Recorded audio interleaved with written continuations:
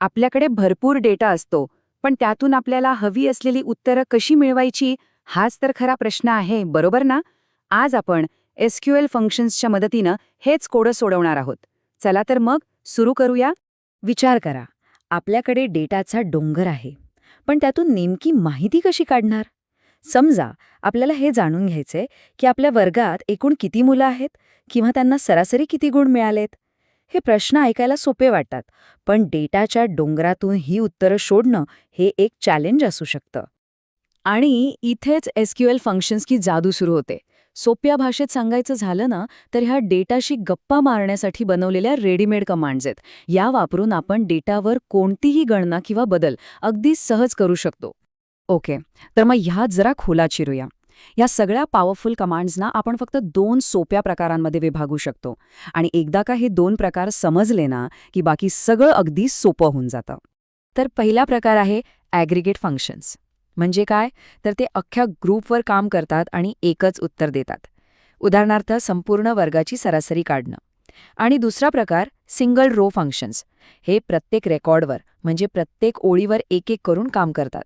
जसं की प्रत्येक विद्यार्थ्याचं नाव मोठ्या अक्षरात लिहिणं. हा फरक लक्षात ठेवणं खूप महत्त्वाचं आहे. चला, मग आता पहिल्या प्रकाराबद्दल बोलूया, ॲग्रिगेट फंक्शन्स. ही फंक्शन्स आपल्याला डेटाचं एक मोठं चित्र म्हणजे एकंदरीत सारांश देतात. हे समजायला सोपं जावं म्हणून आपण हे एक साधं स्टुडंट्स टेबल वापरणार आहोत. बघा, यात फक्त 3 विद्यार्थ्यांची माहिती आहे: रोल नंबर, नाव आणि मार्क्स. आपण पुढच्या काही उदाहरणांसाठी हेच टेबल वापरू. समजा आपल्याला मोजायचंय की एकूण विद्यार्थी किती आहेत. त्यासाठी आपण वापरणार काउंट फंक्शन. ही क्वेरी म्हणजे आपण डेटाबेसला विचारतोय की स्टुडंट्स टेबलमध्ये एकूण किती नोंदी आहेत, जरा मोजून सांग. आणि बघा, उत्तर आलं 3. काउंट फंक्शनने संपूर्ण टेबल पाहिला आणि आपल्याला फक्त एक आकडा दिला. है की नाही सोपं?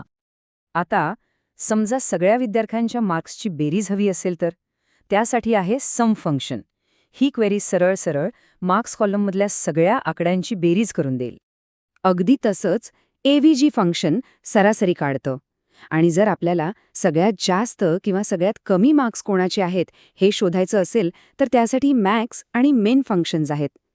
ही सगळी ॲग्रिगेट फंक्शन्स आहेत. का? कारण ती अनेक रेकॉर्ड्सवरून आपल्याला एकच उत्तर देतात. ठीक आहे, चला आता दुसरा प्रकाराकडे वळूया, सिंगल रो फंक्शन्स. लक्षात आहे ना, ही फंक्शन्स प्रत्येक ओळीवर प्रत्येक रेकॉर्डवर स्वतंत्रपणे काम करतात. यात पण बरेच प्रकार आहेत, जसं की टेक्स्टसाठी स्ट्रिंग फंक्शन्स, आकड्यांसाठी न्यूमेरिक फंक्शन्स आणि तारखेसाठी डेट फंक्शन्स. आपण प्रत्येकाचं एक छोटंसं उदाहरण बघू. उदाहरणार्थ हे अपर फंक्शन बघा. ही क्वेरी काय करते तर ती स्टुडंट्स टेबलमधल्या नेम कॉलममध्ये जाऊन प्रत्येक नावाला मोठ्या अक्षरात म्हणजे कॅपिटल लेटर्समध्ये बदलते. आणि हा बघा निकाल. इथे फंक्शनने काही बेरीज वजाबाकी केली नाही, तर प्रत्येक नावावर वेगळं काम केलं. अमितचं झालं AMIT, स्नेहाचं SNEHA आणि राहुलचं RAHUL. हाच तो फरक आहे, प्रत्येक रेकॉर्डवर स्वतंत्र काम. आत्तापर्यंत जे पाहिलं ते खूपच उपयोगी आहे, पण खरी मजा येते जेव्हा आपण ग्रुप बाय वापरतो. याच्यामुळे आपलं विश्लेषण एका वेगळ्याच लेवलला जातं. ग्रुप बाय काय करतं तर डेटाला गटांमध्ये विभागून मग त्याचा सारांश काढायला मदत करतं. हे कसं काम करतं ते बघूया. अगदी 3 सोप्या स्टेप्स आहेत. पहिली, सारखी व्हॅल्यू असलेल्या रेकॉर्डचा एक गट बनवला जातो. दुसरी, मग प्रत्येक गटावर आपलं ॲग्रिगेट फंक्शन लावलं जातं, जसं की काउंट. आणि तिसऱ्या स्टेपमध्ये आपल्याला प्रत्येक गटाचा वेगवेगळा निकाल दिसतो. आणि ग्रुप बाय सोबत एक अजून पॉवरफुल गोष्ट येते, ती म्हणजे हॅविंग. हे एक स्पेशल फिल्टर आहे, जे गट तयार झाल्यानंतर त्यांच्यावर कंडिशन लावण्यासाठी वापरलं जातं. म्हणजे फक्त तेच गट दाखवा ज्यात एकापेक्षा जास्त विद्यार्थी आहेत, असं काहीतरी. तर मग ह्या सगळ्या कमांड्स शिकायच्या तरी का? ह्याचं कारण असं आहे की आजच्या टेक्नॉलॉजीच्या जगात ह्याचा प्रचंड वापर होतो. चला बघूया मोठ्या कंपन्या याचा वापर रोजच्या कामात कसा करतात. हे बघा, Amazon त्यांचे सेल्स रिपोर्ट्स बनवण्यासाठी, Google प्रचंड मोठ्या डेटाचं विश्लेषण करण्यासाठी आणि Facebook युजर डेटावर प्रक्रिया करण्यासाठी रोजच्या रोज एसक्यूएल फंक्शन्सचा वापर करतं. खरं तर या फंक्शन्सशिवाय या कंपन्यांचं कामच होऊ शकत नाही. म्हणून या सगळ्या चर्चेचा सार काय?